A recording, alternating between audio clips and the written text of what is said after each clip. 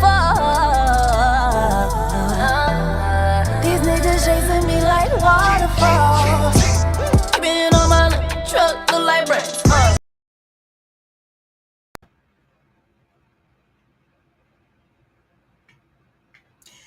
Lift every voice and sing till earth and heaven ring. Ring with the harmonies of liberty. Let our rejoicing rise high as the glistening skies. Let it resound loud as the rolling sea. Sing a song full of the faith that the dark past has taught us. Sing a song full of the hope that the present has brought us. Facing the rising sun of our new day begun. Let us march on till victory is won, is won.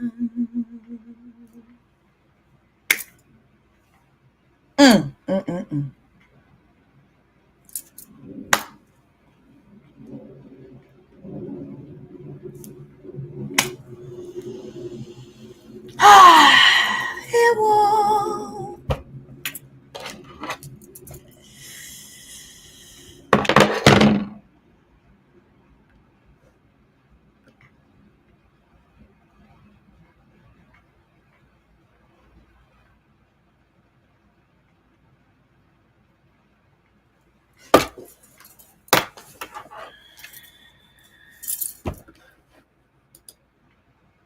Thank you so much for the super chat. Thank you, Unique T.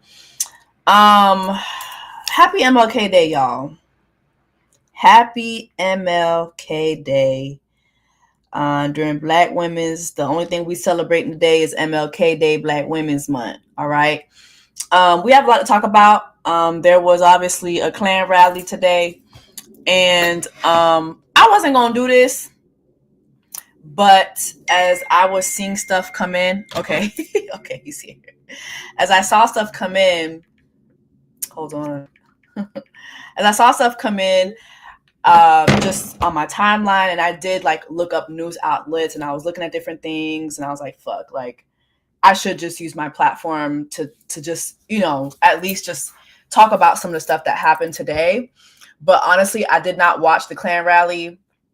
But one of my friends that I've made on socials did. He has a news outlet that he started himself.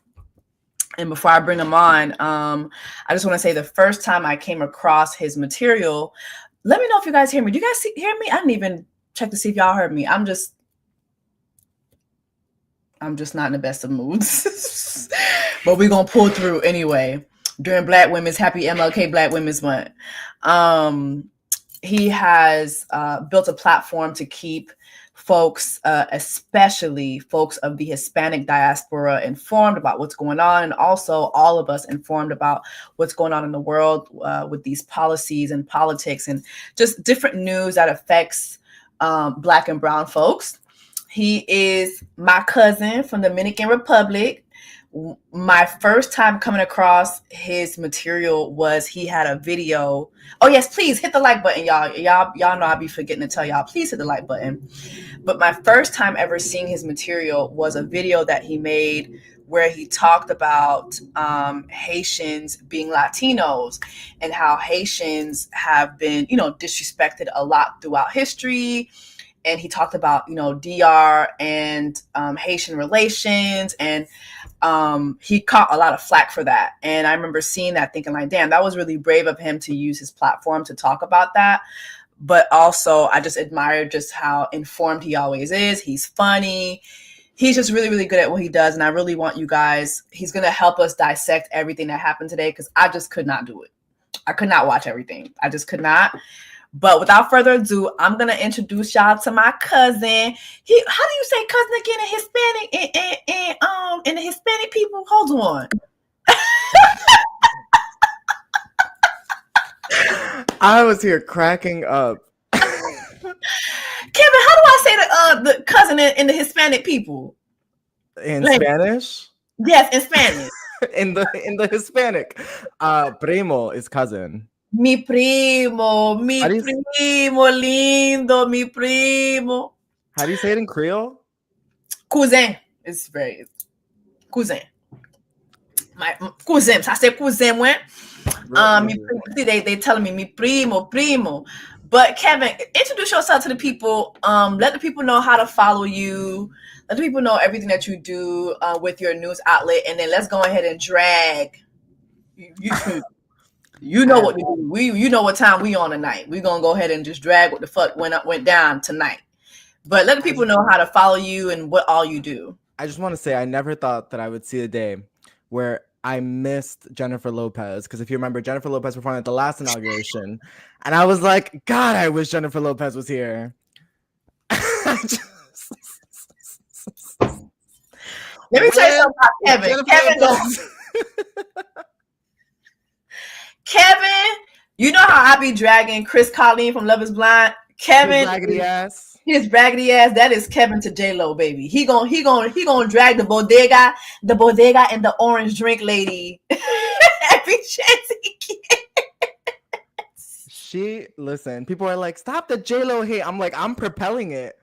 If there's a hate train, I'm the conductor. I can't. Never mind. But yeah, so thank you for bringing me on. I was gonna say, we found each other on Threads, and I know that you have this huge platform. But what I love about Threads is that you were able to like connect with people. Yeah. I think back in like summer 2023, people weren't really on it. So like if you posted something, like you found people so quickly.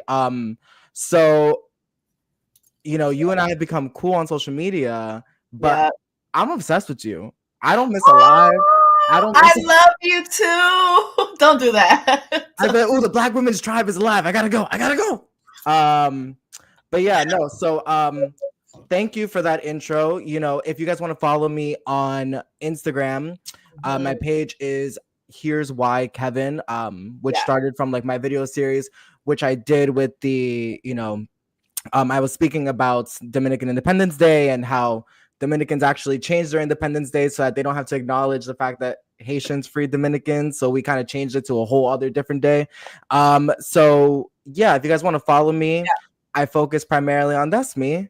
I focus primarily on news. I really try to just make news as digestible as possible. So I do videos where I explain things, but also simple headlines. I try to keep it short so that people know what's going on. And for me, I think the most important stories to me are sharing stories that impact Black folk, Latino folk, and LGBTQ people. That's my priority, I would say.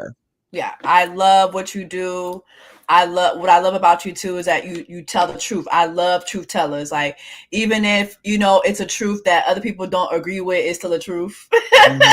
Yeah. So I love that you do that, and I appreciate your platform so much so that I was like, okay, let me have Kevin come and help us. So y'all give Kevin a warm welcome. Make sure that you follow his platform. He will keep you informed. I promise you. Y'all know I never steer you wrong. Okay. I'll try. So let's talk about the Klan rally that happened today. Yeah. Well, so you didn't watch any of it? I didn't watch any of it. I saw clips online here and there. The first clip I saw, unfortunately, let me bring it up. Let me bring up the first clip that I saw. And this shit just really fucking it really just destroyed me. But it was this clip. Gotcha. It Okay, yeah. was So there was this as big, well. The yeah. crowd here is getting a little more raucous as it's filling out. About 20,000 inside of the Capitol real time, and how sort of MAGA world is watching. Big boos right now, as you can imagine. I mean, it was Obama getting booed. Yeah. So this was for people who were confused, because a lot of people in the comments were kind of confused online from what I saw. Because Donald Trump moved his inauguration indoors due to the cold, which, by the way, it was colder when Obama was inaugurated.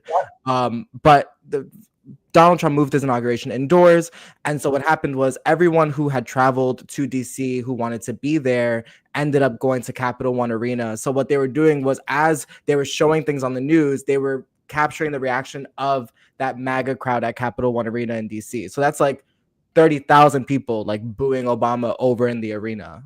So I mean, thankfully he didn't hear that, you know, because when he came in, he got the applause he always gets. I mean, Obama in politics is like the cool kid on the block. Like, he was saying hi to everyone. But yeah, that was people at Capital One Arena. Okay, so I thought they were there with him and that he heard it. No. But even though I'm just still like, baby, Michelle told you not to go. You don't do shit. Why are you going? Michelle said she wasn't going. You should have stayed your ass the fuck home. Mike, how do you feel about Michelle not going? I love it. Do you follow Kimberly Nicole Foster? Yes. Or Harriet? I don't have her on Threads though. She's not on like Threads, but I was listening to one of her like Substack posts, and she was talking about how someone else had like planted the seed where they're like, I hope Michelle Obama's okay. Because Michelle Obama is not the type to skip things. And that has stuck with me, where I'm like, I hope everyone's not like, rah, yeah, Michelle, we ain't going, Michelle. And Michelle's like dealing with something, which, you know, knock on wood. True. But like, to skip Jimmy Carter's funeral, to me, seemed a little, you know what I mean? Because Mike Pence's wife skipped the inauguration, but she went to Jimmy Carter's funeral. Like, Jimmy Carter was beloved. So I have a hard time believing that Michelle Obama skipped Jimmy Carter's funeral to avoid Donald Trump. She spent plenty of time with him. I didn't think about that. It made me concerned, but hopefully. I do know her mother passed away like a year within the last year, right? Sometime in the summer. Mm-hmm. Yes. Has she had anything publicly that we know of recently? I don't think so. I don't think so. It was just a thought. I mean, I'm not speculating. I don't know anything. Okay. You know. Okay. Well, let's pray for her. Black Women Tribe, let's pray for her during Black Women's MLK Black Women's Month. That she is okay. I didn't think about that. That's such a good point. Another thing that I saw was, I mean, let me see if I can bring this up. Is this all one? Hold on. Yeah, when it comes to, you know, them booing Obama, I wasn't really surprised. But while you look for that video, I am shocked at the amount of time that was spent with Trump supporters focused on Obama and Clinton and Kamala and Joe. I'm like, you won. Like, that's not true. You won. That's so true. That's so true. This was you that posted this. It was Melania looking like a smooth criminal. What the fuck is going on? Annie, are you okay? Annie, are you okay? Are you okay? What's going on with Annie? She's trying to hide. Did you see the video of her avoiding Trump kissing her? I didn't see the video. It's on my page if you're on my Instagram, but that shit had me dying. Yeah. And people are like, you guys are being so dramatic. It's just a hat. I'm like, that hat was premeditated. That hat was there for a reason, and it was, baby, don't get near me. Please stay the fuck away from me. Yeah. Stay the fuck away from me. Some other things that, of course, I noticed too was, I mean, I talked about Obama. Before we even get into what happened today too, just wanted to put this out there for y'all to understand too, because I know we out here canceling folks and all that. The Shade Room was down to the inaugural ball. Listen, TikTok, they are throwing Donald Trump a party for Inauguration Day. Apparently, he saved TikTok. So let's see what's going on. Okay. Y'all really ready to go and say, yeah. Right? Shade Room, what's up? Let's get it. We're back in all. Just so we're clear, the Shade Room was down to the inaugural ball. Yuck. Just so we're clear.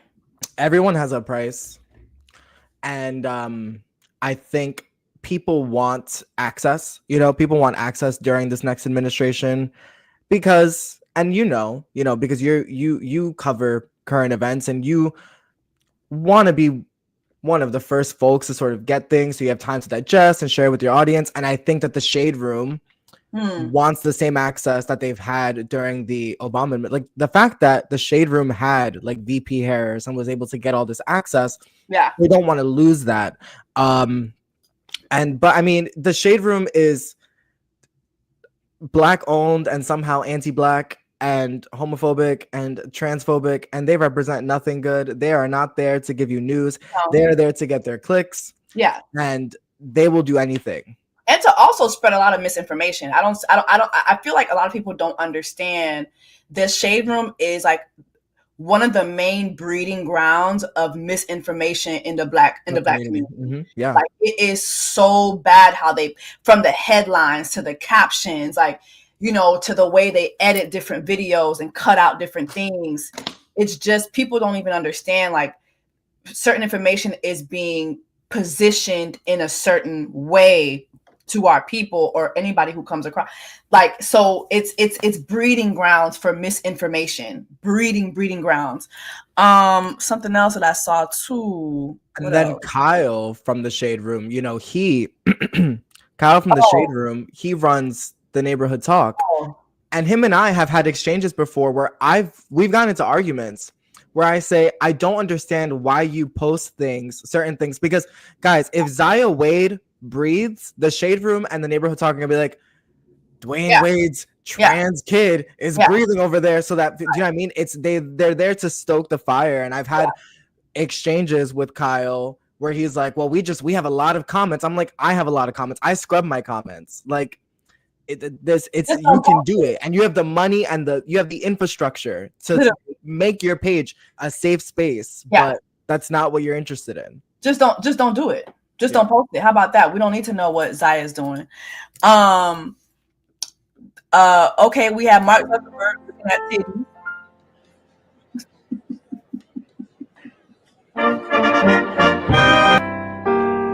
I need y'all to see the way this man is looking at this lady's titties. Okay, ain't that the Amazon nigga? Well, he ain't a nigga. Ain't that the Amazon non-nigga wife? Ain't that Jeff Bezos, Lauren Sanchez? That's Jeff Bezos' lady, ain't it? Yes. He down there looking at titties. The CEOs was out today. All right. I wanted to tell you something. Yeah. I want to read you something that is so crazy. Yeah. Let's talk about the tech CEOs. Not just tech CEOs. The people who own your favorite fashion labels were also there.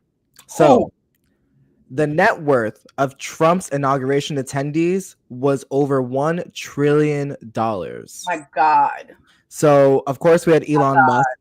Elon Musk is the richest man in the world, $433.9 billion. Mm-hmm. Jeff Bezos, $239.4 billion.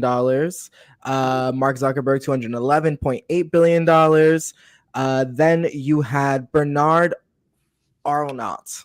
So Bernard Arnault owns LVMH, which is the brand that owns Dior, Louis Vuitton, Moet, Sephora. He owns everything. Yeah. So the family that oversees all of your favorite fashion brands, they were also there. Oh, wow. Yes. So just the six CEOs. Yeah. Their net worth was about a third of the entire economic output of the entire United Kingdom. Literally. And that does not include any of the political dynasties that were there. So it doesn't include Obama, the Bidens, the Clintons, just those few people. Child, if we broke those people up and just gave everyone a piece, we could end world hunger. Literally. Can you talk to me too? Because while you're saying that, I want you to talk to the people about the fact that in this election, Somebody said talk about Oscar De La Renta. Yeah, didn't Oscar De La Renta dress the JD Vance and his wife, right? Yeah. Right. So yeah. JD Vance's wife looked terrible. I'm sorry. Oh, they both the gay man in me just needs to say something. What were those boots? She was wearing a pink overcoat and some brown boots, and it looked even Doug Emhoff, Kamala's husband, when she was coming up the stairs, was like, "What's going on?" He said, "My wife would never, ever." But also, can we talk about the fact that also that JD Vance? I like the pink outfit too, from the ankles up. But is it me or JD Vance looks like, like when you be watching Unsolved Mysteries or 48 Hours or Dateline 2020, all that shit, and it be a dead body somewhere. They've been looking for this person. They've been missing. All of a sudden, they figure out that they dead, and they've been laying in like a body of water, like in Lake Lanier somewhere for like the last 90 days, and they dig the body up. That's how JD Vance looks. You know he got a nose job, right? No. 3 weeks ago. That's why you haven't seen him. He said, I'm gonna walk into the White House brand new. That's why. Hold on,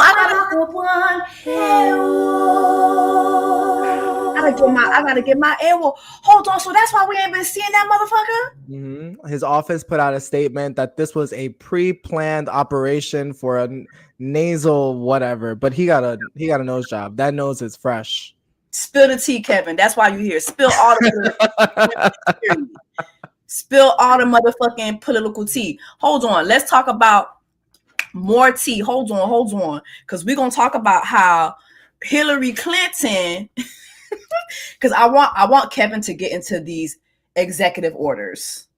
That's really what we need to talk about. But we're gonna spill a little tea before we get into all that. Hold on.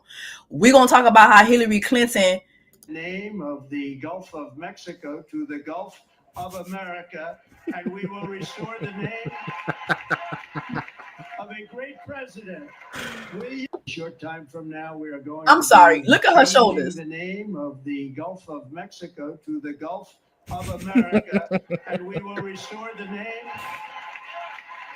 of a great president. Short time from what now, the fuck? What is going on? Someone pointed out, by the way, that Oscar De La Renta is dead. Oscar De La Renta is dead, but people are calling out the fashion house because the fashion house dressed Ivanka Trump and Usha Vance. Of course. Hillary Clinton is not heeding Michelle's words. She's not going high. She was there to cackle. It was just because what the fuck is the Gulf of America? What the fuck is that? It's literally so basically y'all's president doesn't know geography. That's literally like just this is the simplest shit I've ever seen. Let's talk about this coon ass. Hold on. On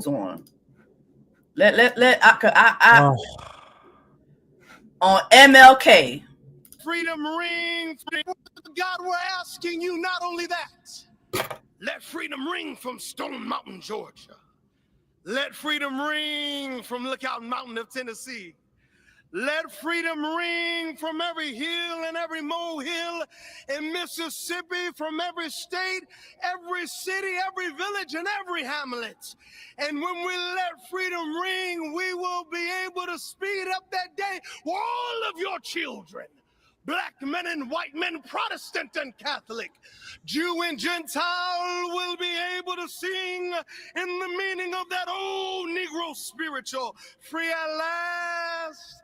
Free at last. Thank you, God Almighty. We are free at last. If you believe where the Spirit of the Lord is, there is liberty. Come on, put your hands together and give your great God great glory. God, we're asking you not only that. Let freedom ring from... Child, the fact that he did that with white men laughing behind him was the part that really got me, because there are at least 5 people behind him who just kept laughing and pointing. And there's an angle, because I was watching, I think, PBS's live stream of this, and there's an angle where Kamala Harris could not look more disappointed and embarrassed. She was just staring at the floor. She said, "Get me out of here." But he is the coonery, the jigabooing. He is a very big Trumper. He's on CNN. He's a pastor from Detroit, and he is constantly up Donald Trump's ass. And I just wonder, I mean, you are religious. You go to church. I'm out of this. But well, hold on. One thing about the Black women tribe, they hate my pastors. So hold on. No. Well, I just want to, regardless of who your pastor is, but you as a person who attends church, I know you and Mr. Easter go to church. What are your feelings when someone who pledges to be religious can support someone like Trump? Because I know Jesus is crazy. What the fuck up? Yeah. No, I'll tell you this. First of all, I just want to say the way that man mocked MLK on MLK Day, like that, to be honest, is enough to have this man's esophagus pulled out of his throat. Like for you to just disrespect Martin Luther King like that, and then to use a white supremacist platform to do it is insane. It literally goes against everything that Martin Luther King stood for. Like, I know the man was peaceful, but no, absolutely not. This is disgusting. It's a mockery of this man and everything he stood for. And then let's just be honest here. I've said this before on Threads, and people try to drag me, but Jesus was a feminist. Jesus was a feminist. Jesus was pro-children and pro-women. Whenever there was violence that was enacted or about to be enacted against a woman in the Bible, Jesus was, ye without sin cast the first stone. Okay? Jesus did not stand for the policies that Trump and his wig stand for. And I think that somebody said it too. Somebody said Jesus was anti-capitalist too. Damn right. Sorry, Lord. But absolutely. Sorry, Jesus. I ain't no pastor. See, I couldn't be no pastor. I'd be up there cussing and carrying on. But probably selling crack like my daddy was. Hallelujah. Bless him, God. But Jesus was pro-women. And why I say that is because all these policies that JD Vance and Trump have are clearly anti-women. When I did a live last night, I was talking about Nelly's dumb ass, his jigaboo ass. I want to talk about that when we... Yeah, no, we can talk about that right now. How do you support Trump when literally you announced your engagement and you announced your wife being pregnant, right? While announcing that you co-own a company named Prove, which is a fertility company. And then now you're jigaboo dancing for Trump. Tell me what his policies stand for. And then in that same interview, you're saying things like, oh, he's not a white supremacist. We just had Elon Musk do the Nazi salute. I don't think that Nelly... We have to be honest about one thing. What is this? Trump at his little rally literally said Elon was up there messing with the machine things, and y'all know God doesn't like liars and cheats. Thank you so much, Brianna. But yeah, he even admitted to playing with the ballots. I'm not gonna take... Trump is not someone who makes sense. So I'm not gonna get sued. I won't be saying that. Yeah. But what I will say is when it comes to Nelly and Nelly's explanation, we have to be honest about the fact that the reason why Donald Trump won this election, people who voted for him, a lot of them are not political savants. They don't know what's going on. They don't keep up with the news, which is why my thing is I want to make the news accessible and understandable. It should be digestible. What's happening? How does it impact me? That's it. But politics, with good reason, or at least this is what leaders want, it is complicated. There's a lot of pomp and circumstance. I don't think that Nelly has a whole lot of he doesn't really know anything about politics. That's not what he gives me. I've never seen him discuss politics. I've never seen him anywhere. But when it comes to people like Snoop Dogg, who was a huge disappointment, who a couple years ago was shaming and saying, you know, what black people are going to go perform for Trump? Who's going to go do it? Because I'm going to, you know, call you out. But, you know, I made a YouTube video about feminism and Trump and how I think that's, and let me finish this thought for you. I think that modern feminism is the reason why we are here. And I think that modern feminism is the reason why men like Snoop Dogg and who was there, Rick Ross, are leaning into conservatism. And the reason is I think that men feel left out. When you equal a system out, when you start to correct things that need to be corrected, you need to think about it in both ways. And we can't just think about gender equality in terms of, you know, let's propel women forward. Because what happens is we leveled out schools, right? The education system was built by men for men and boys. It was not built for women. It was not built for girls. We held girls back in school. We didn't allow women in STEM. Now that we've evened the playing field, right? Women are in STEM. Women are out earning men with degrees. Well, it's not even that they want to do that as much as men have found themselves, now that we've equaled out this system. And if we talk about education specifically, girls mature faster than boys. They're a year to 2 years ahead of them. They perform better in school. So now that schools have been equaled out, what we're noticing is the natural sort of imbalance between boys and girls. And girls are going to school, and girls are graduating, and girls are earning degrees more than young boys and young men. And so I think what's happening is men are starting to freak out, and they're like, where do we belong? What do we do? Where do we go? And instead of addressing that as a real concern, as a real issue, right? Because Democrats fucking suck at messaging. Democrats do not know how to take a message. Progressives do not know how to take a message. We just know how to be angry and throw our hands up.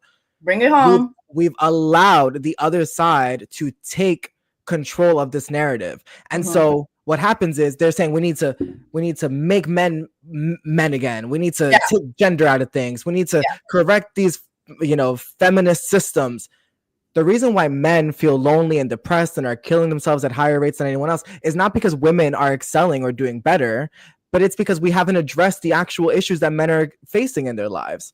And so I think we're going to see more celebrities, especially men, lean into conservatism, lean into Donald Trump. And not just because they agree with him, like Nelly. I think Nelly's just a blind follower and he's going to go wherever he should go or wherever he's told to go. But I think that if young men are being brought into the manosphere through YouTube and podcasts, and young boys and young men are leaning into Donald Trump, then Rick Ross, who's trying to sell wings to young men, is going to follow them. Snoop Dogg, who's selling weed to young black men, is going to go wherever they're going. So I think that over the next 4 years, Democrats really need to start thinking about this and thinking about how we address the real concerns of young men and boys without it being that we need to take something away from women. Women can do well. We can walk and chew gum at the same time. We've equaled out the playing field, and now we've realized, oh, women are kind of smarter. Women are kind of... Do you know that in some countries, boys are held back and don't start school until 2 years after girls do? But I think that you're right. But in addition to that, I think a lot of men see modern feminism as, oh no, the women are out of control. We're not able to have them under our control anymore. We're not able to tell them what to do anymore. And if we can tell them what to do still, that will keep us in power. And I think that when you look at who was on that stage, there was no diversity. There was hardly any women on that stage. It's mostly white men. You know, they have always seen themselves as the ones who should dictate power. And that as long as they are the dictators of the power, that everything is well in the realm, basically, right? Like it's another way of not only keeping control on women, but specifically black women.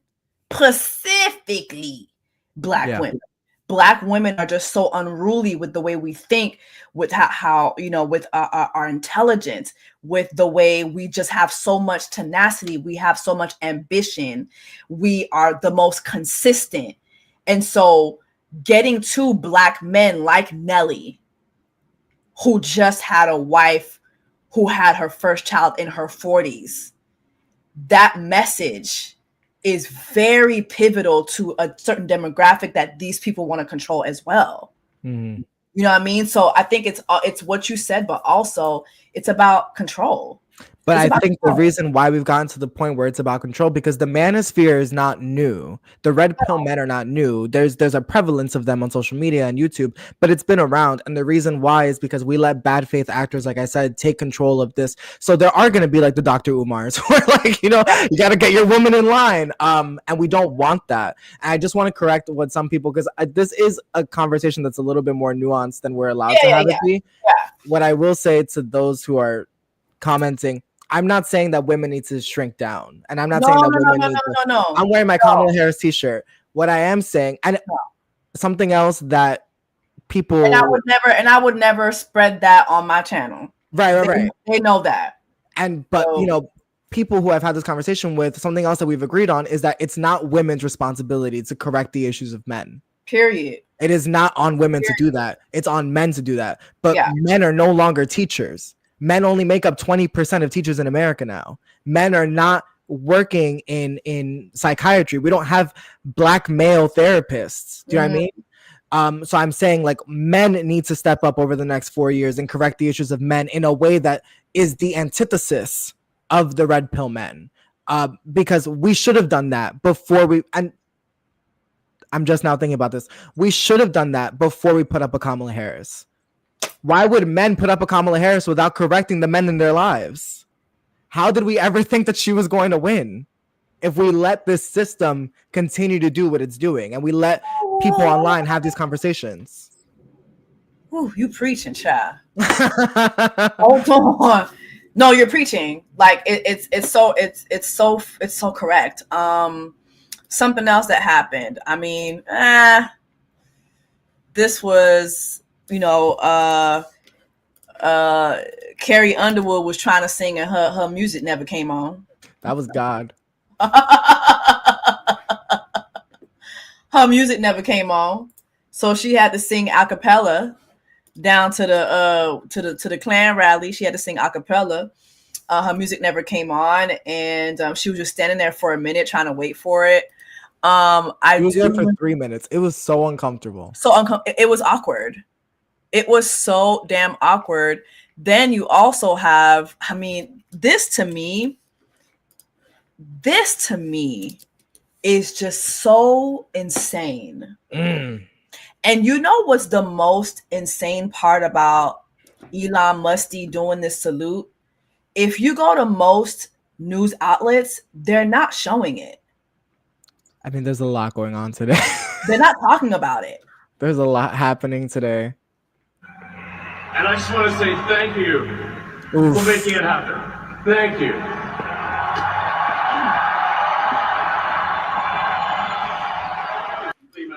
What the fuck? And I just And want to say there are people online who are trying to they're like, he has Asperger's, so he doesn't. Shut the fuck up.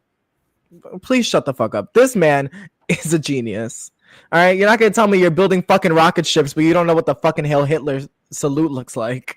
Please. And it's not the first time it's happened. They're very clear on what this is.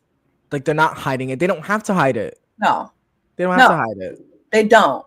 They are outside. Point blank, period. Let's talk about these executive orders also too.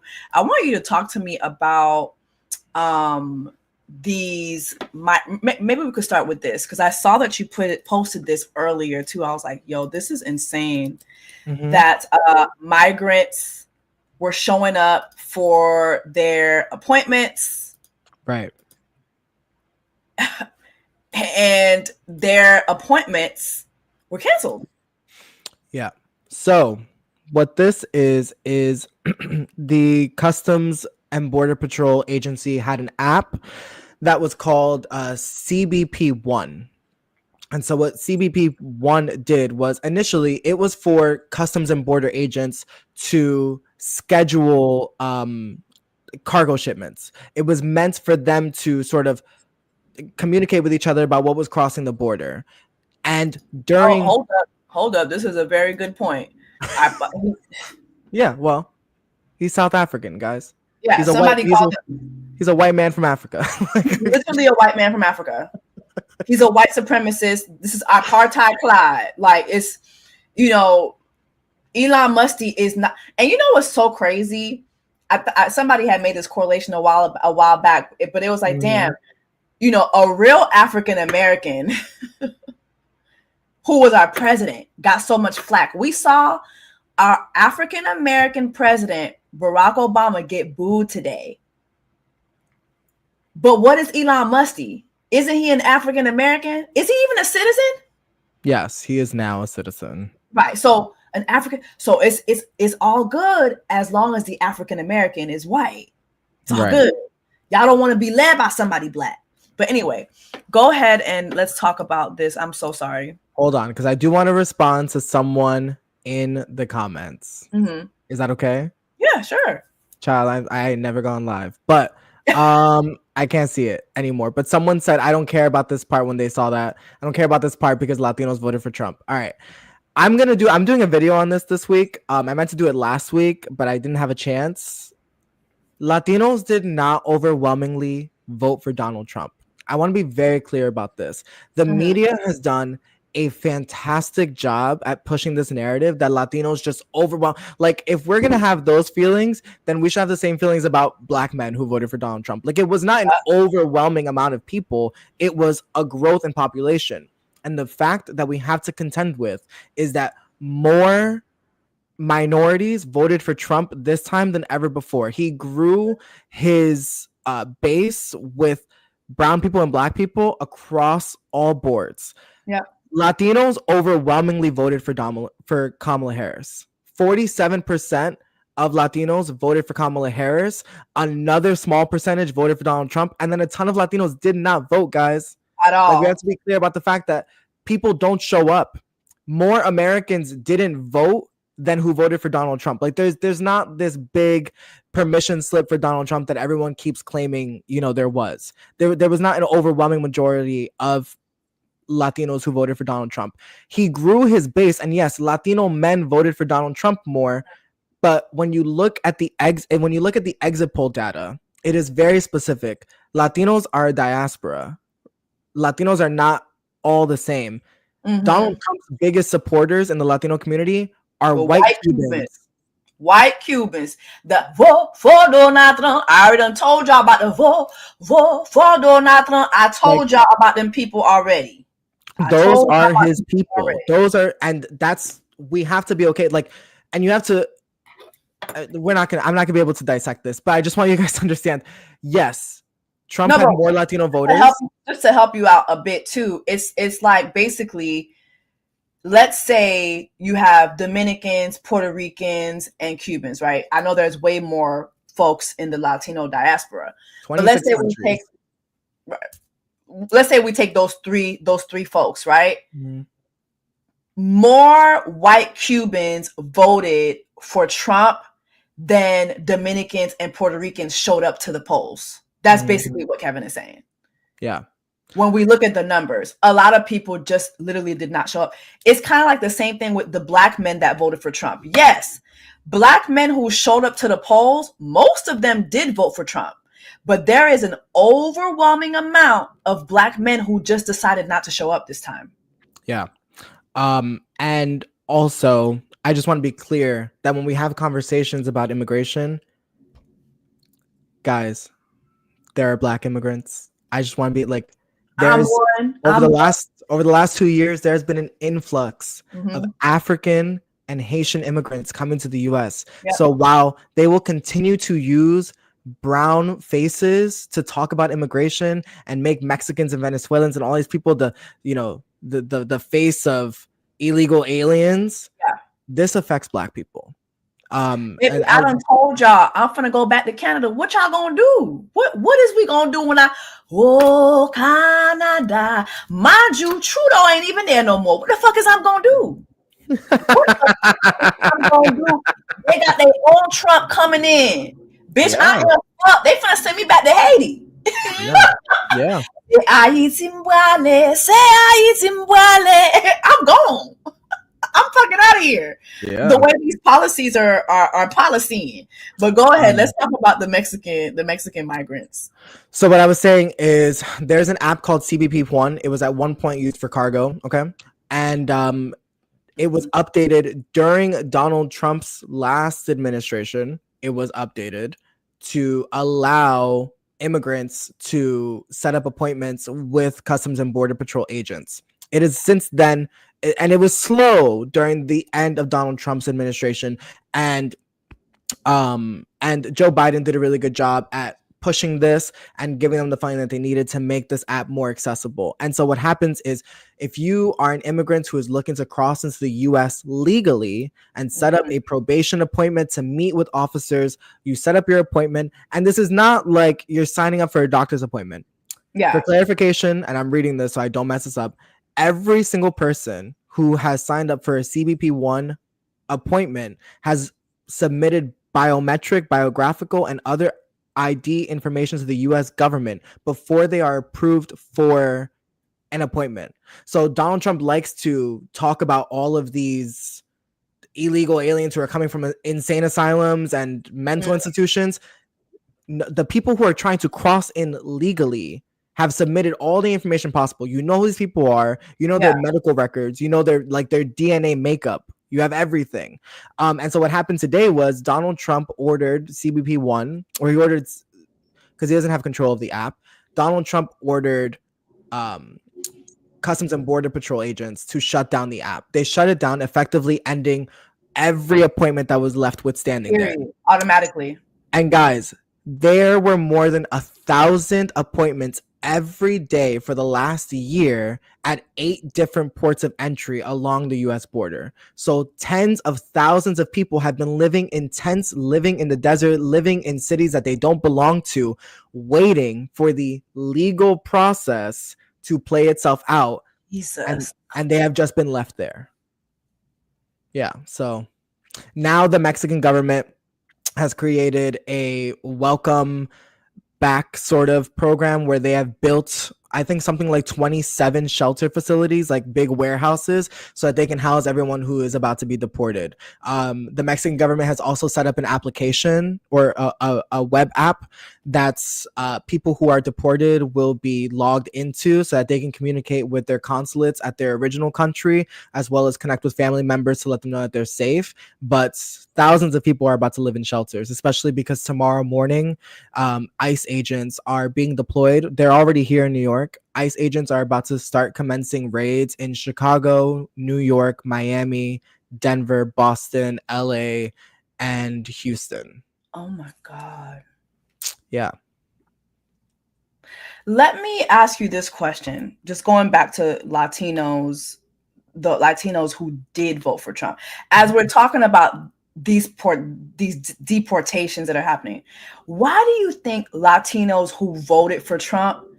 Because it was like immediately after you saw all these Latinos online or in interviews, you know, in news outlets saying how, damn, like maybe this wasn't the right decision. Or, you know, I mean, I know my family is, you know, I have family members facing deportation, or I'm facing deportation. Yeah. Well, why vote for Trump? Like, why do you think those people voted for Trump? Model minority. You know, Trump also has done a really good job. And again, like, and I know people are going to say things like, yeah, go ICE, go get them. Guys, these people, the people who will be impacted by Donald Trump did not vote for him. That is like, they did not have a say. The way that these laws will impact the most vulnerable, and they had no say in this election. But Latinos, a lot of them who are here and voted for Donald Trump, like Cubans, Venezuelans who have become citizens and are now voting, Donald Trump uses words like fascism, right? And he called Kamala Harris a fascist. Well, these people are coming from fascist countries. They ran from communism and fascism, and he's calling Kamala commie, right? So they do a really good job at weaponizing language that will get people on their side. And also, I'm going to be very honest, Democrats don't put money into Latinos.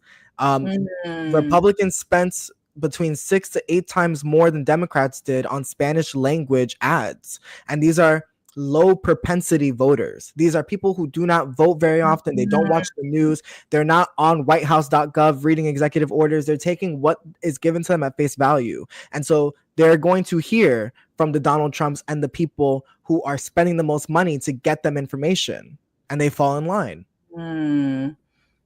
Thank you so much for bringing that up. That is so true. Thank you, Julie, for your super chat. This impacts Haitians too, sis. The CBP One app is used for humanitarian programs, travel authorization. Kevin, you gained a new follower. Period. Y'all better make sure. Listen, I ain't gonna steer y'all wrong. Appreciate it. When have I steered the Black women tribe wrong? I'm just saying. Now we having a real discussion, and I hope that you guys share this live. I hope that you like the live, share it with everybody that you know, because these are things that we really, really need to be aware of. So speaking of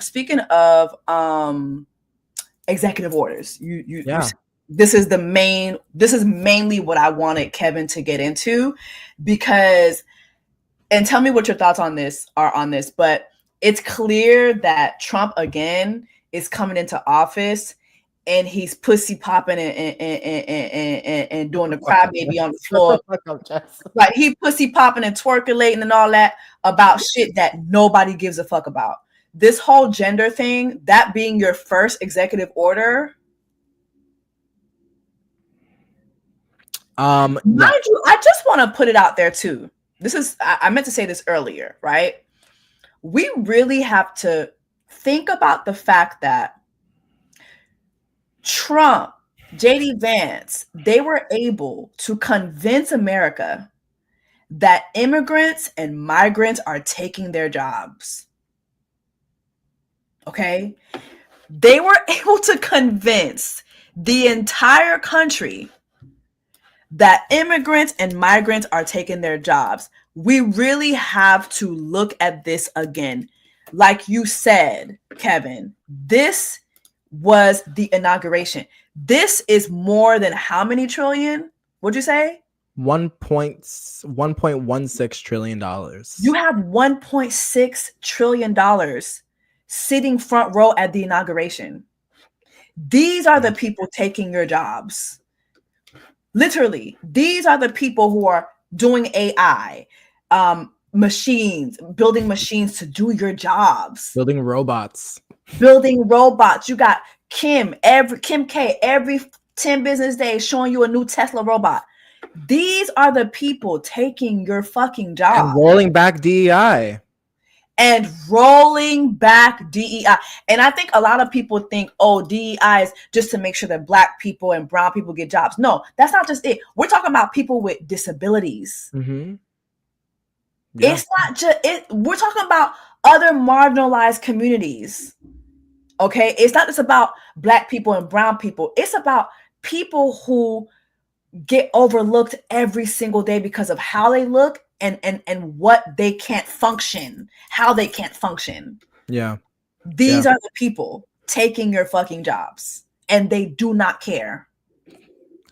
Someone said white women are DEI hires too. White women are the originators of DEI. Literally. It was invented for white women. Literally. You know what I think is just hilarious is Donald Trump, today during his, I know you didn't watch, but that speech he gave was wow.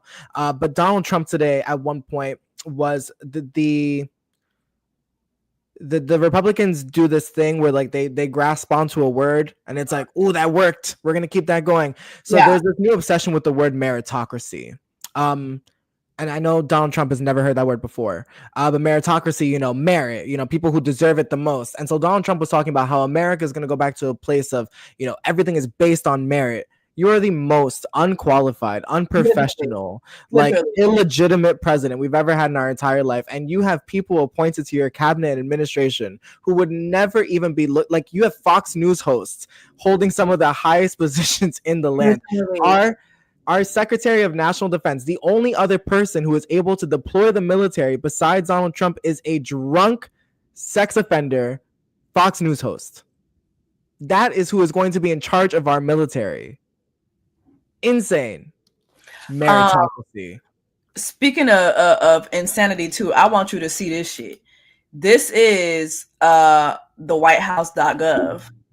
When you go to the website, it is actually quite insane. I have to do this over. Yeah, if you saw it from your web browser already, you have to go to like an incognito. Because it won't do it twice. Oh, it's not gonna do it twice. Oh my god, what I just saw was insane. Yeah. It was one of the first things that happened. They updated the White House website. Let me see if it'll let me do it again. No. Ah, damn, it won't do it again. Fuck, you're right. Yeah. That was crazy. If you go to whitehouse.gov on your phone, the intro is insane.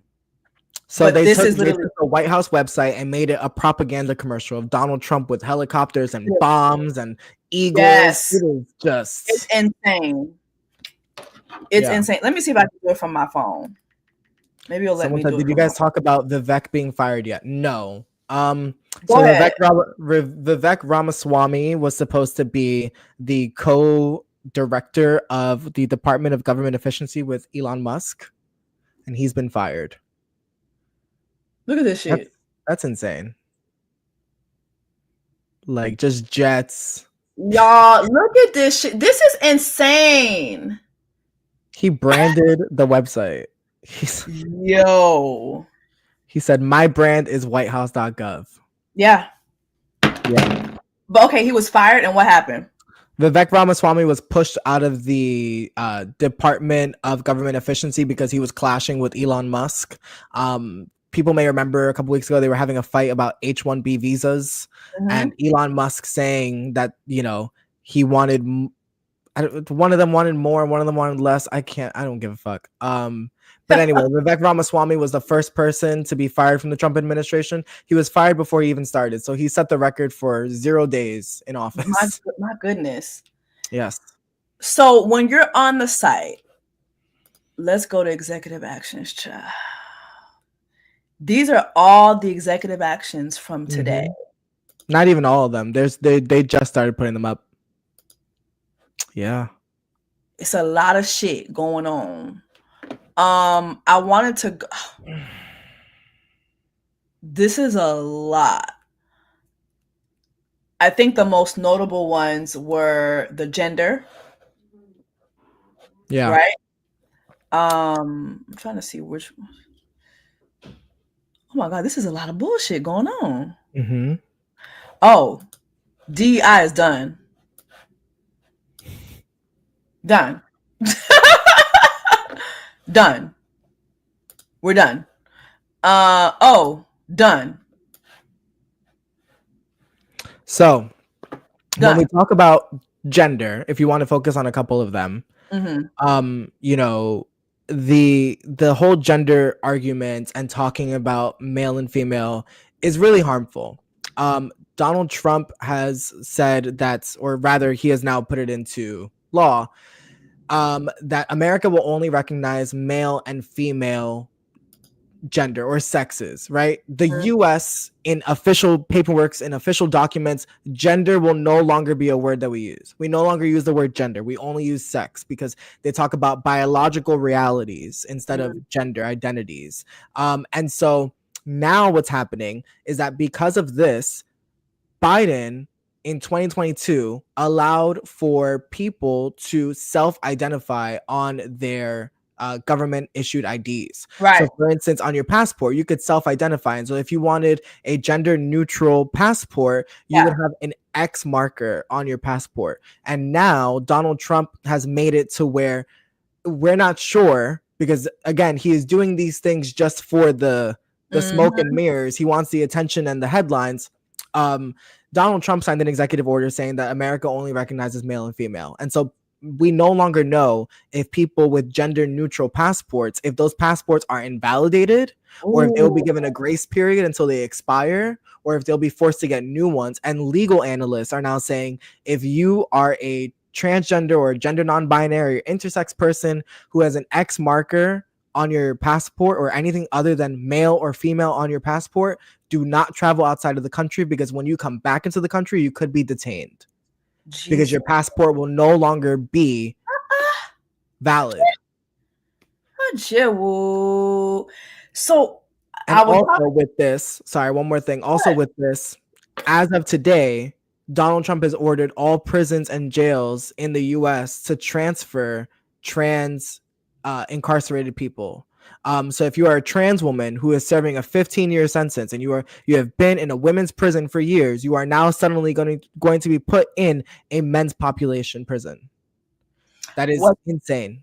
What you're saying now is going to go into what I was saying. So Mr. Easter was saying to me, he was like, yo, this gender shit it goes deeper than what we think. What he's doing is he's setting it up to where police, law enforcement will not get into any trouble for abusing these people, for violence against transgendered folks.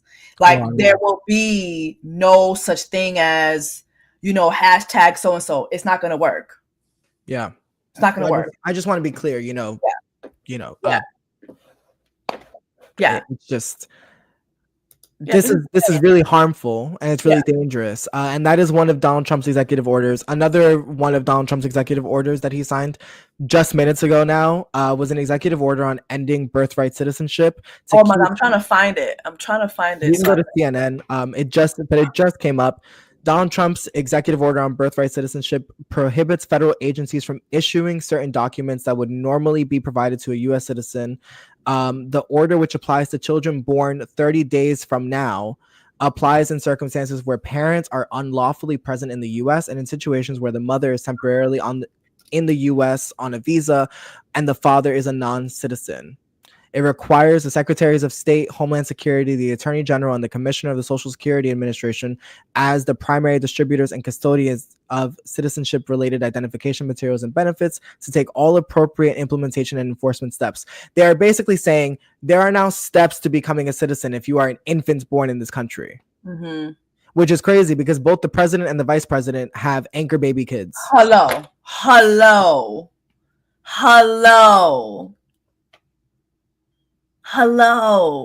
Yeah. Then we got Elon Musk, who what is?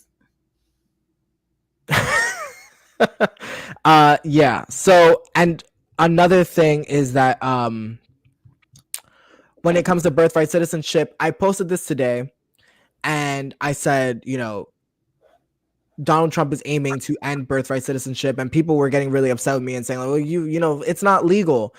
Donald Trump has stacked the Supreme Court. Please, he doesn't give a fuck. This man is a literal convicted felon who's unsentenced. Right. And so what's going to happen is Donald Trump is doing this on purpose. He knows that this will be challenged in the courts. He wants it to get to the Supreme Court because, to be quite honest, he wants to beat the Supreme Court and tell you, look at me, look at what I did. Well, to be quite honest, the 14th Amendment is very broad. And so what he is saying is that he is interpreting the 14th Amendment as saying that birthright citizenship is not automatic. And so now there will be qualifiers to be given citizenship if you are a child of immigrants born in the U.S. And so he wants the Supreme Court to make the language of the 14th Amendment or interpret it more specifically. So yes, he 100% knows that this will be challenged in court. And what people need to realize is that this is not Donald Trump's administration from 8 or 9 years ago. This administration, Donald Trump has smarter people there. Oh, yes. We may think that they are dumb, but the lawyers, the people that are working with him, the people who are trying to make these things happen, do you know how much work it takes to prep 200 executive orders? Yeah. 200 executive orders for your first day in office? First day. Nobody has ever done that. So he is 100% so just make by people who know what's happening. Yeah. And also, too, is to make him look busy, to make him look like I'm doing all this work, when in reality, he's just undoing centuries of work. Just like that. Because he not only did he build his base, but he built his players. Yeah. He has Congress, he has the House, he has everything. So he can do whatever the fuck he wants. Don't be surprised if 4 years from now he says he's not getting the fuck off. Don't be surprised if he says, I'm still the president. I was very surprised to hear his soon-to-be Attorney General Pam Bondi tell the Senate during her confirmation hearing that Donald Trump is not eligible to run again. I suspect that her feelings will change. Oh yeah. The ACLU, yes, the ACLU has been preparing lawsuits. They've been drafting lawsuits since he won. They've been working countlessly to be able to counter Donald Trump's attempts. Donald Trump has been sued today, by the way. I think at this point 8 or 9 times. Today. Several lawsuits have been filed against the Trump administration today already because they were prepped ahead of time. So we'll see where this goes. But if it goes to the Supreme Court, a Supreme Court that he stacked with loyalists, I don't feel great about it. Because the Constitution, a constitutional amendment requires one of two things. It requires the entire body of Congress, or it requires the court. You know, he has all that. Well, he doesn't have enough voters in Congress. He needs the entire Congress to do a constitutional amendment, but he does have the court. He has the court. Yeah, the Supreme Court's job is to interpret the Constitution. This is so informative. Vivek and Elon agreed about foreign workers. They want more. It's Bannon and Loomer who pushed Vivek out. They want less. I mean, honestly, at this point, with everything that has happened today, the executive orders, where do you? I mean, I feel like this is so hard to answer because it's like, especially with somebody like Trump, you really just don't know. But like, what do you see for the like next couple months? A lot of darkness. I think that people need to be wary of the smoke and mirrors. A lot of the things that Trump does and that people on the right do is they want to, one, fundraise. They want to get money. And they want to stir controversy and chaos. They really enjoy it. He really enjoys it. And so he's going to sign a lot of things that don't say anything. He signed an executive order today reinstating free speech in America. I don't know about y'all, but ain't no one knock on my house and tell me to stop talking. Like, he signed an executive order reinstating free speech. He also signed an executive order discussing he signed an executive order pertaining to the economy. I just want to read you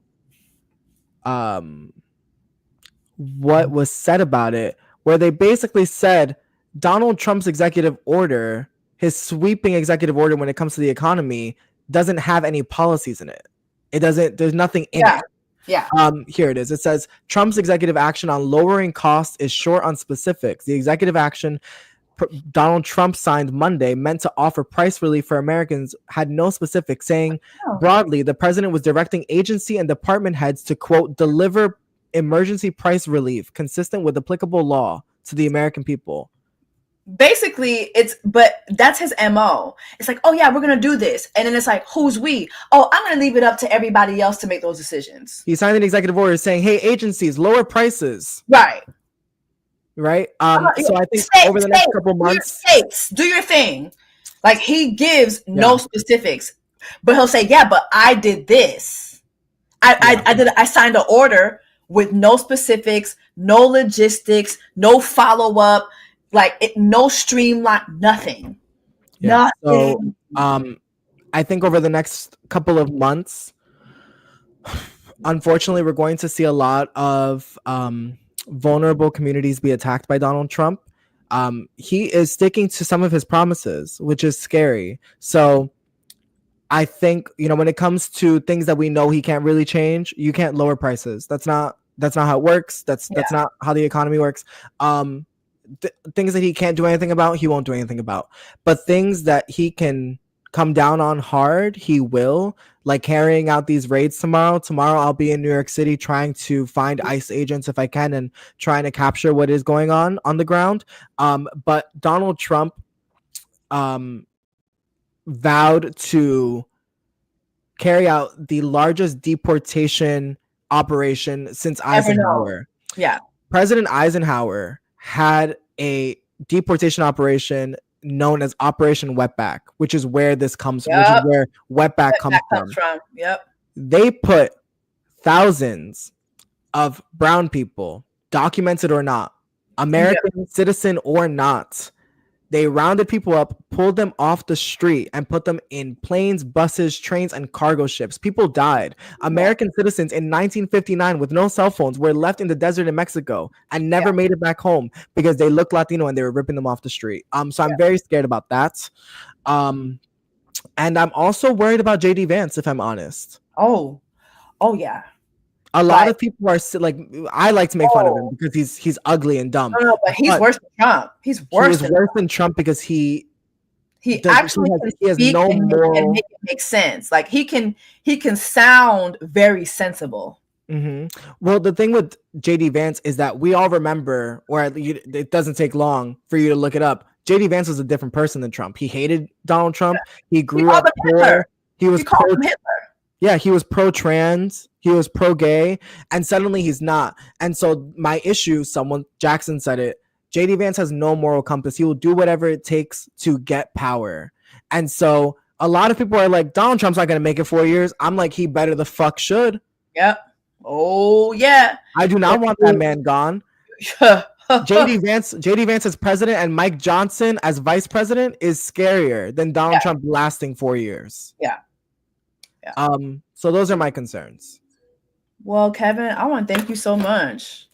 Thank you for doing this live. You've informed us so much. Y'all, make sure that you like this live, you share it. I was thinking about taking like at least 3 calls. I was going to give 3 calls, people that have questions. So let me do that. Hold on. I'm going to give 3 people a chance to call. I'm going to drop it in the chat. For those of you guys who do want to call, please be respectful. Do not embarrass me in front of guests. The last man I had on this live, y'all went in that man's DM and was saying all types of ungodly things to that man. And that man was like, wow, the girlies are in my, look at what's going on. Y'all embarrassed me in front of Kojo. Please do not do that with Kevin. I beg. Don't do that. Oh, I remember that. Let's act like we have some manners, okay? Every time I get a man on here, y'all just get to acting a fool. Let me see, Brianna. I'm just wondering what they're gonna do with the U.S. military, which is a melting pot of people, which is a melting pot of people. You know what? Also, too, ain't in the military, aren't there a lot of folks who are trans and they are going to be kicked out of the military? Yes. I think it's just the attack on trans guys. Trans people are less than 1% of the U.S. population. It's crazy. I just comments and let me know if somebody changing their sex ever affected your life. It is really insane. I cannot think of one incident where somebody changing their sex or changing how they identified did something to me. Yeah. And the way that they attack these smaller communities instead of, they continue to just tell by the way, I changed my name to my actual Instagram handle so y'all can find me. Oh yeah. Here's why, Kevin. Yes. They have their audience focus anger on these people so they don't realize that you're not getting anything from Trump. Trump is not giving you a damn thing. Literally. All right. We have the first caller. Hold on. Hey, Catherine, how you doing? Hi, Justin. What's going on? Hi, Kevin. Hello. Hi, everyone. Where are you calling us from? I'm in Argentina right now. Argentina? Okay, period, girl. What's going on? What you got on your mind? What's going on? Checking out the vibes. I did not want to be in the States for the first month, and what's Inauguration Day when Trump's there? Yeah. Hold on before you ask your question. This person just asked this question. Dang, I can't click. It says, I see your super chat, CJ. It says, okay, can we expect more influence from Peter Thiel? I don't think so. Not yet. He doesn't really have a lot of name recognition in the Republican Party, but eventually. Okay. I think Mike Johnson, the Speaker of the House, is really going to just be like Trump's wingman the way that Mitch McConnell was. Okay.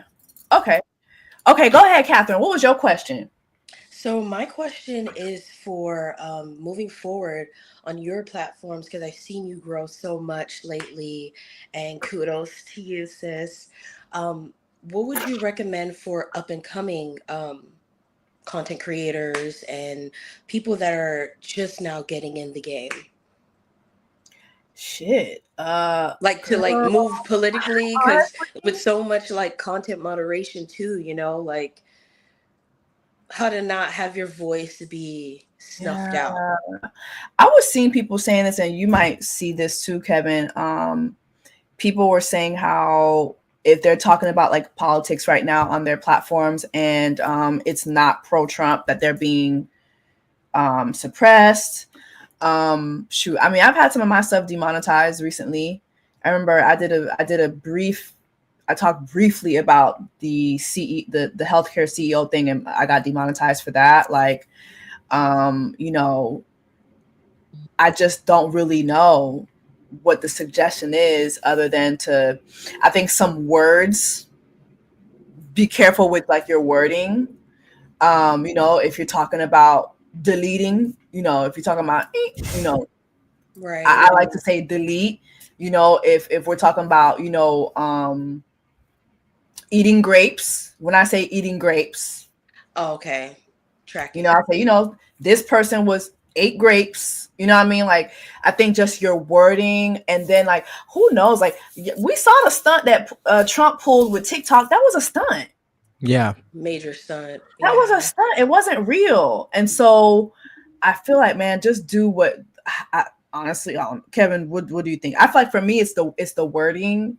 And then, if you're trying to grow a platform, just be consistent. That's like, honestly, it's so cliche, but it's literally, it literally works. Just be consistent. What do you say, Kevin? Because Kevin, you have a platform as well. I think that, as it comes to political content, what I found was, if you are on, and I'm not on any other platform except for YouTube and Instagram, if you are on Instagram specifically, what I found helped me not get my shit taken down was paying for that blue fucking badge, and I hate it, but it did. Okay. So I would say if you're a creator with a growing platform, you kind of have to. That $15 a month really kills me though. But I would say try to. I don't think you need to moderate your language as much. I am on Blue Sky, but I don't use it. I don't think that you need to moderate your language as much as you need to sort of be on top of your account strikes. So if you're someone who's creating content or talking about politics on your platform a lot, really watch what's happening to your account, not just like if something gets taken down, don't wait for it to get taken down. Check your like Instagram status and see like what you have turned off, because I really could not monetize my page. I could not post. My comments would get deleted all the time, and now I've been able to like maintain my profile and grow. Okay, got it. Thank you guys. Catherine, thank you so much. Yes, it was great to see you and like chat with you. I'm from the crib too, so big long time supporter. 305, yes, ma'am. Period. Well, nice meeting you, and have fun in Argentina, and please stay safe. Yes, thank you. Oh, and a shameless plug. Shameless plug. Herbie Revelis, or Herbie with Homegirl Hangouts. Please do a collab with him. I think you guys would be Herbie. That's my good girl. I'll send you his number.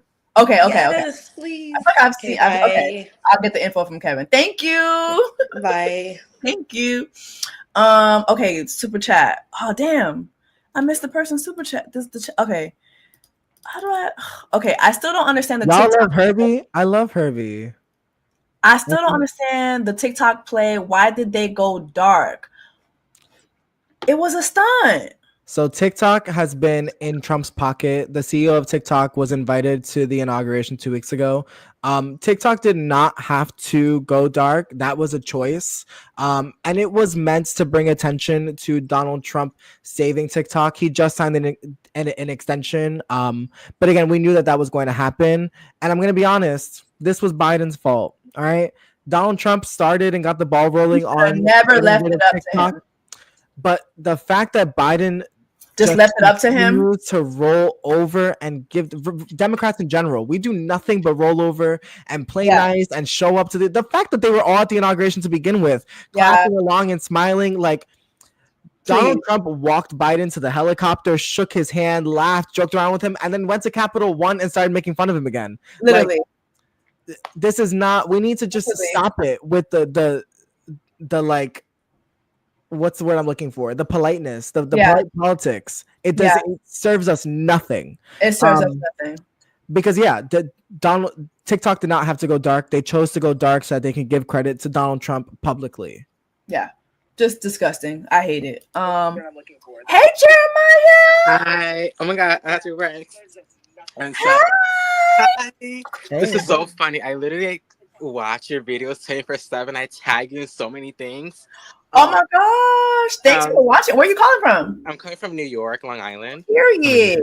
Oh, right? Long Island? Ooh. Yeah, and so I was watching the inauguration and listening to his speech and him talking about going to Mars. And I'm sitting here like, Mars? I'm sitting like, Mars? Like, this makes no sense. And then the whole thing, the gender thing, I'm sitting here like, yo, this is scary. And me being, I'm only 19 years old, right? And so, and I am a young gay Black man, even though I don't look like it, because I look like all the females in my family. But I'm sitting here like, this is scary.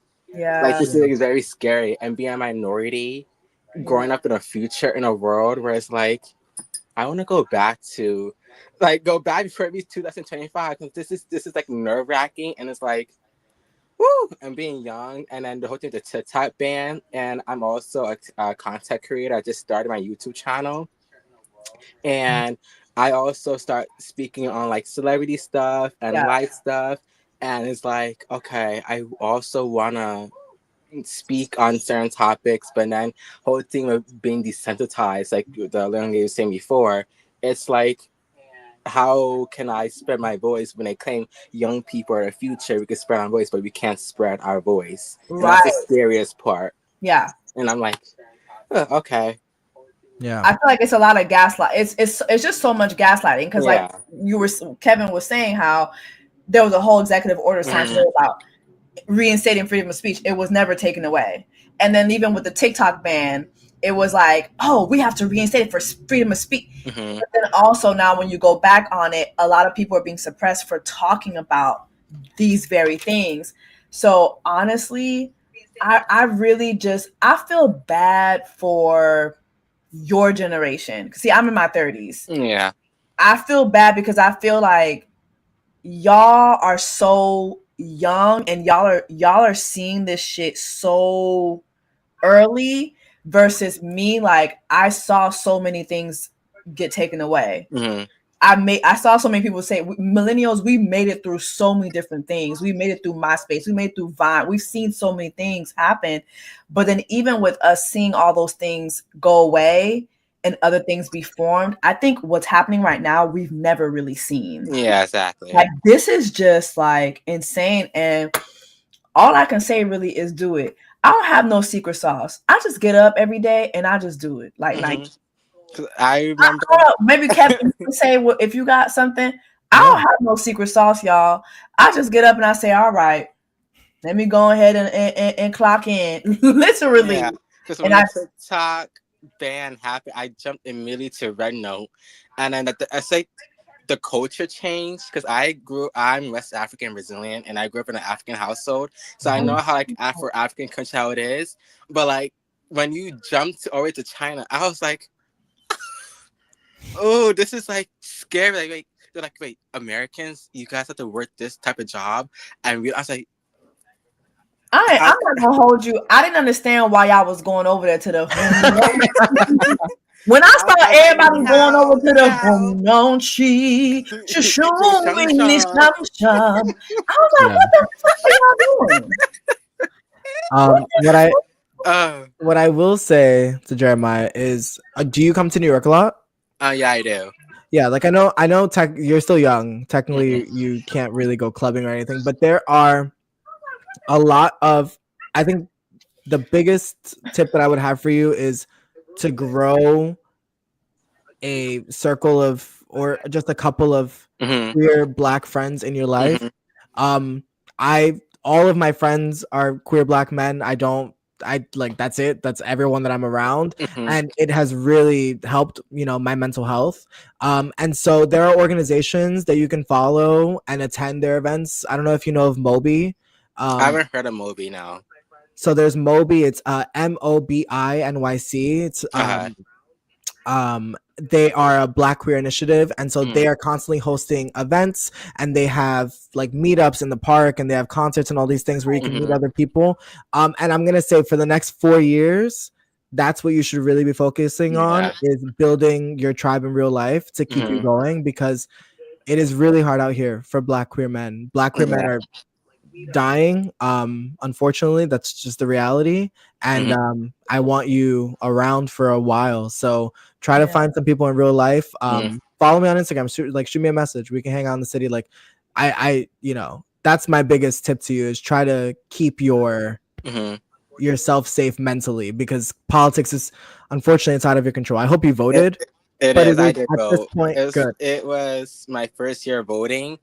And when I had first voted, I was nervous. I was with my mom, and I'm sitting here like, okay, I'm voting for the first time, and I genuinely was thinking about winning. I was like, okay, Kam's gone. She has it. She has this. And I'm sitting, look at the TV, but she don't got it. And that was the crazy part, because I grew up in the earliest 05 to throughout the 2000s, and how quick the switch was, it was too fast. And then we're going through so much things, and being in high school and COVID happened. I'm like, no, this is not real. This is a fever dream. Yeah. And so it's like, but I'm making it through, and I really like the community here.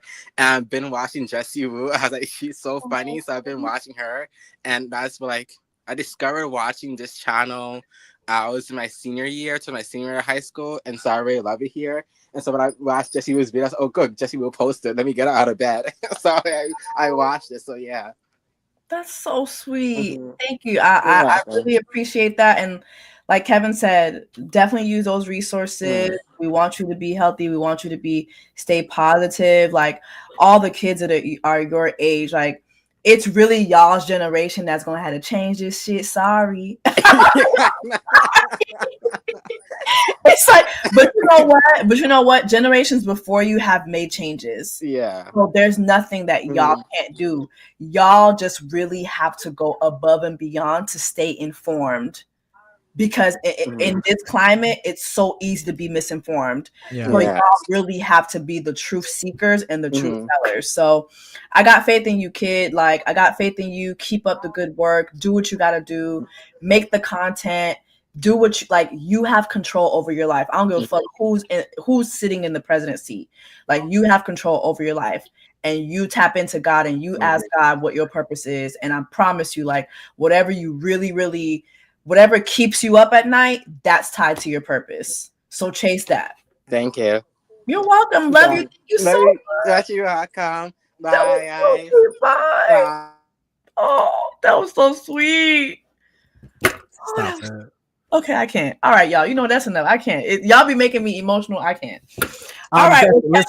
Wait. No, because I remember there was something I wanted to bring up. Oh, period. Go ahead. Before we go, you have 5 minutes.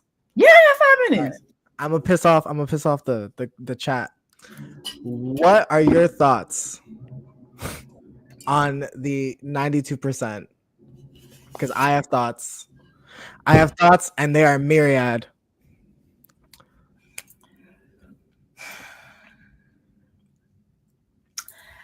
I mean, I gotta talk my shit about the 92%. We's the most consistent.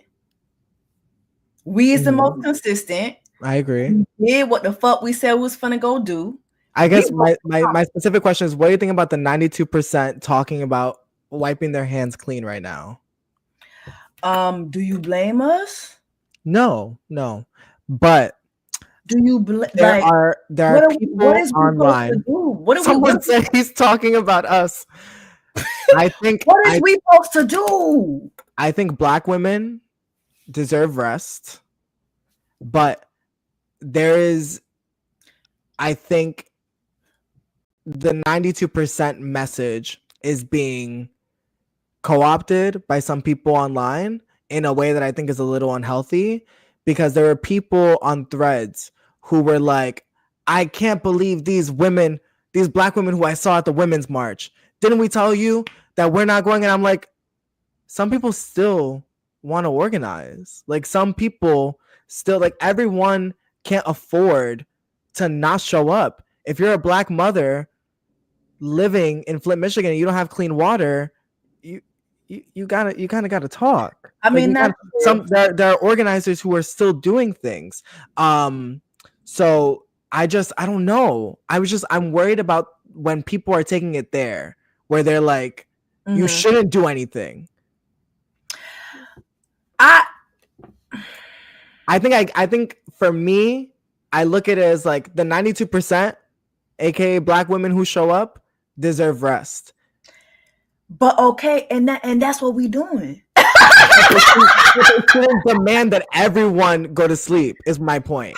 Like, you can be like, I'm gonna sit this out, but I'm worried about the way that people online are like fighting with each other, which is what I saw today. Like, that to me, I was like, I mean, I don't get into those, like, when I do see those types of like arguments, I don't get into that.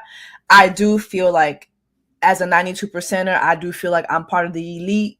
Okay, I feel like I feel like I got my pearls. Okay, at the same time, I do understand your point, which is like there are just some communities that cannot afford to sit out. Like, I want to be clear. I don't have a point. I want to be very clear. I don't tell black women what to do. Well, I don't have a point. I wanted your thoughts on what I saw. Well, I'm saying when you said like what you said about like Flint, Michigan, it's true.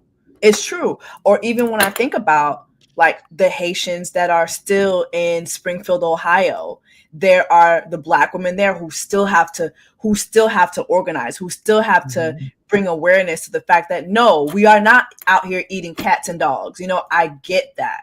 Yeah. Anitra said, no, Kevin, we are tired. Generations of tired.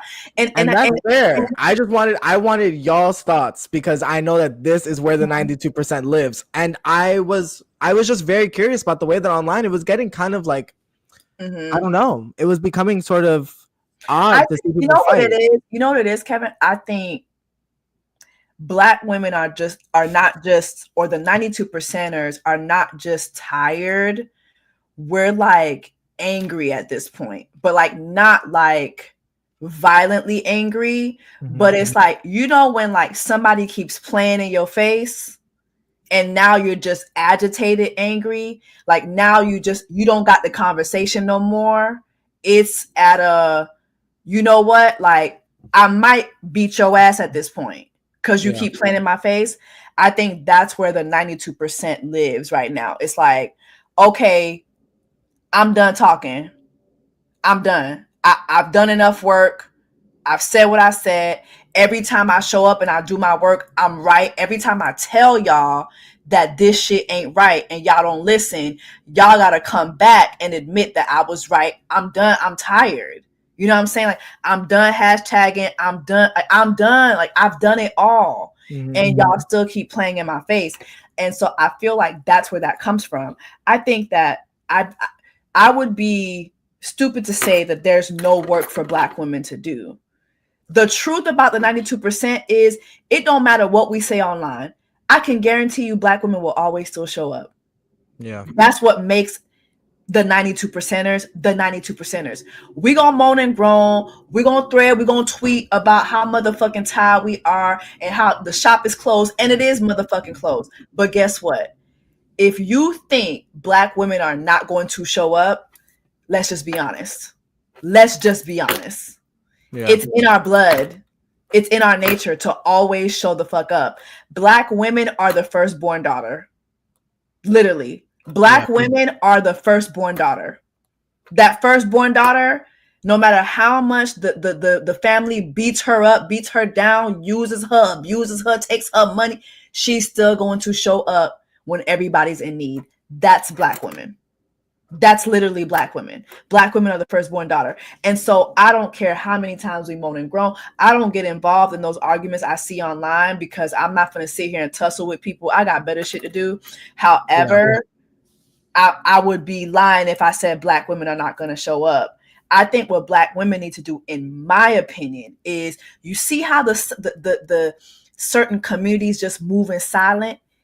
They don't announce shit. They don't hashtag shit. They don't tell you what they're doing. They just pop up and they put Trump in power. That's how Black women need to move. All the white women. Someone said, Kevin, what's your point? I didn't have a point. I was asking a question. He's asking. Yeah, his point Jesse's giving me the point. I asked a question. He's asking. I'm here to listen to a Black woman because I what happened to all the white women who said that they understood the assignment? They failed. And then they turned around and tried to give it, what was it, the blue pen, blue flowers, whatever the fuck they was trying to give us. Listen, what was that about? I didn't see that, but it was so ridiculous. Black women white women gonna get their white women on. That's basically what it is. But I think that the gist of it is this. I think that Black women, I think that brown women, and here's another thing. What I hate is that, unfortunately, a lot of the times we can't depend on other women. We can't even depend sometimes on other Black women from other communities. Sometimes you got the Afro Latinos who don't want to be Afro Latinos. Yeah. They don't want to link up with their African American sisters or their African sisters or their Caribbean sisters. They don't want to do that. Everybody is prioritizing themselves, which is why Black women are like, fuck y'all, we're going to prioritize ourselves. But it is the Black woman's nature to always step up when somebody else is in need. That will never change. That will never fucking change. Black women, like I said, they're the firstborn daughter. It will never change. So, yeah, I think what we need to do is just strategize better. Like, these next 4 years ain't going to be no hoe. So, the brunches, the Black female, the women empowerment brunches, we need to actually women empower. We actually need to do better with each other, be nicer to each other. I saw somebody today on Threads selling $2,000 tickets for a vision board party. I ain't going to say who it is, but it's like, girl, you don't need that money. You are filthy rich. You are a Black woman. You are in Atlanta. Damn. You know good and damn well the people who really need you to speak life into them and into their visions cannot afford a $2,000 ticket, bitch. Be fucking for real. Isn't that like that? Isn't that similar to the what's her name lady with the low vibrational plate? What was her name? The coach? Coach Stormy. Coach Stormy is teaching me. It was so fucking funny. That's my daughter. I love Stormy, but yeah, that whole moment was crazy. But yeah, like, y'all are selling vision board tickets for $2,000 for Black women to attend. You know good and damn well the everyday Black woman would love to be in your midst, would love to hear how they can get even close to the millions that you're making, and you're charging this $2,000. Be for real, ho. Like, let's be fucking serious. You know what I'm saying? We actually need to do better. And you know what? As I'm saying this, I feel convicted because I've had certain experiences within the Haitian community, and sometimes I want to do more, but it's like I've had certain experiences in the Haitian community, which is why I just stay in my corner. I've never asked to be a part of certain things that happen. I've always just stayed in my corner because I've seen certain things happen. But even I need to do better. Because there's other Haitian content creators. There's this a 19-year-old boy just told me, like, you know what I mean? Like, even I need to do better. You said he gets out of bed when you go live. Look at that. You changing lives. Even I need to do better. We all need to do better because those communities, they're pulling themselves up. I always joke like this, and I don't mean no harm by it, but I always say, the Mexicans, the Latinos, when it's time for them to get to work, they're going to get to work, and they're going to make sure Jose and them got a job too. They're going to make sure Maria, she got a trabajo too. Yeah. They going to pull together. And I think a lot of times with the Black women, or even just the Black community, we just need to do a better job at that. And I think that that's what's going to make things better for us going forward, so that the next time around, it's not just all these white CEOs. No, we need some Black tech CEOs up there. The fact that there were no Black tech CEOs up there, I mean, also with DEI, the way that communities are also gonna have to, like you said, specifically Black women, are gonna have to move in silence. Yep. Because we saw what happened to Fearless Fund, which was a organization, or is, because they still exist. Yep. But Fearless Fund is an organization that was giving grants to Black women, and they were sued by Edward Bloom, the same man who sued NYU and Harvard and got affirmative action overturned. He's now spending his free time, because he's a white billionaire, literally looking for organizations that are helping people within their own racial groups and suing them. He's like, you're only giving grants to Black women, you're racist against white people.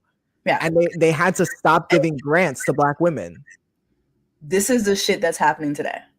Yeah. So yeah, I mean, it's a conversation we can go on and on and on about, but I think I get where the 92% is, but I also think that, like you said, and like I said, we just gotta strategize better so that we're not out there always huffing and puffing and strapping ourselves up by our boots. It's time for us to just do better, think bigger, think smarter, strategize better. I think that's what I see for the 92%. Yeah. Period, y'all. Period. Okay, period. Jesse, can you start Discord? What the hell is that? Thank you so much for what's Discord?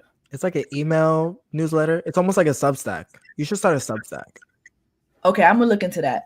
But y'all, thank you so much. Kevin, again, can you please tell us all where to follow you? If y'all are not mad at me, you can follow me at Here's Why Kevin. If you are mad at me, you can stay right here, because I'm in the comments every day when Jesse's live, so I'll find you there. Yeah, that's it. Well, thank you guys for watching. You know what? Next time we do some political documentary, I'll see if my primo is available and I'll have him come back. This was amazing, Kevin. Thank you so much. Y'all, thank you so much for watching, and I will see y'all next time. BBS, I just turned the water on. Big old flex.